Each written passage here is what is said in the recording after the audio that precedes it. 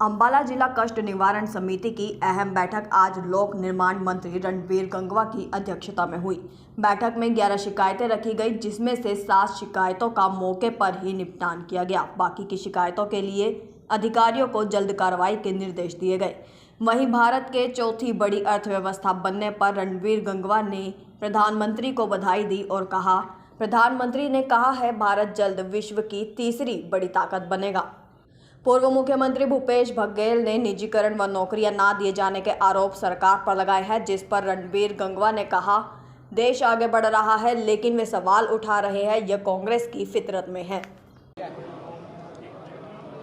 आज बहुत ही हमारे लिए बड़े गर्व की बात है कि जब से भारत के प्रधानमंत्री यशस्वी प्रधानमंत्री आदरणीय नरेंद्र भाई मोदी जी बने हैं, तब से निरंतर देश तरक्की पे है, लगातार विकास की ओर बढ़ रहा है।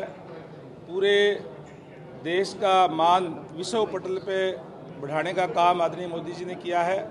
और जहां आपने अर्थव्यवस्था की बात की, बिल्कुल हमारे लिए बड़ी खुशी की बात है कि जिस तेज़ गति से अर्थव्यवस्था भारत की बढ़ रही है, आज चौथे नंबर पे आ गया है और आने वाले समय के अंदर ये और भी आगे जाएगा। और जिस तरीके से आदरणीय नरेंद्र भाई मोदी जी का एक सपना है, लगातार वो कहते भी हैं कि जल्दी ही भारत जो है वो तीसरी बड़ी शक्ति बनने जा रहा है, तो निश्चित तौर पे हमारे लिए बड़े देशवासियों के लिए गर्व और खुशी की बात है। भारत की अर्थव्यवस्था सुधरने के बाद छत्तीसगढ़ के पूर्व मुख्यमंत्री भूपेश बघेल ने सवाल उठाए हैं कि ना तो भर्तियां हो रही है, ना कोई काम हो रहा है और निजीकरण हो रहा है, तो कैसी अर्थव्यवस्था में बढ़ोतरी? देखिए, किसने उठाया?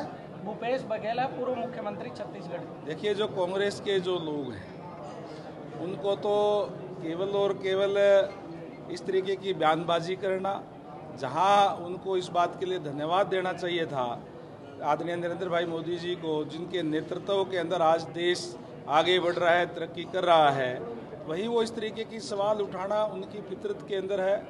कभी वो सेना पर सवाल उठाने का काम करते हैं, कभी कोई भी चीज़ हो, कोई भी अच्छी चीज़ हो, उस पर भी सवाल उठाने का काम वो करते हैं, उनकी आदत में शुमार है। कांग्रेस ने एमपी और हरियाणा में कमेटियां गठित की है संगठन बनाने के लिए, जिला स्तर पर अब संगठन बनाएंगे कांग्रेस। चलो, वो अपना इंटरनल मामला है उनका, वो करे। लेकिन जहाँ तक देख रहे हैं कि लंबे समय तक तो उनका कोई संगठन अभी बना नहीं है। सर, आज के कार्यक्रम को लेकर बता दें। आज ग्रीवेंसेस कमेटी की मीटिंग यहाँ थी, जिस तरीके से हम हर महीने यहाँ करने का काम करते हैं। टोटल 11 शिकायतें थी, जिसमें से 7 शिकायतों का निपटारा किया गया है और 4 अगली मीटिंग के लिए पेंडिंग छोड़ी गई है, जो भी रिपोर्ट जो है मंगा करके अगली मीटिंग के फिर उसके अंदर देखा जाएगा। जो जिला कष्ट निवारण समिति की बैठक निर्धारित समय पर नहीं हो पा रही है, लंबे समय से बात होती है, उसके बावजूद जो शिकायतें, छोटी छोटी सी शिकायतें हैं, उनका भी समाधान नहीं हो पाता, उसका क्या कारण है? मैंने कहा ना, अभी 11 शिकायतें थी, जिसके 7 का समाधान कर दिया गया है। 4 शिकायतों का स्टेटस क्या है वो मंगवाया गया है, अगली मीटिंग के अंदर रखा जाएगा और हम निर्धारित समय पर ही हर महीने ये मीटिंगें करेंगे।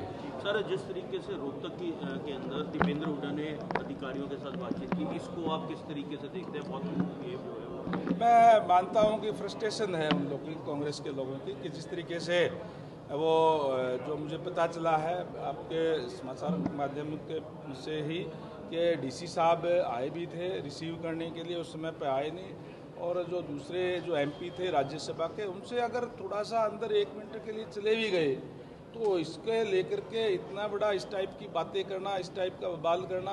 दीपेंद्र हुड्डा जी सीनियर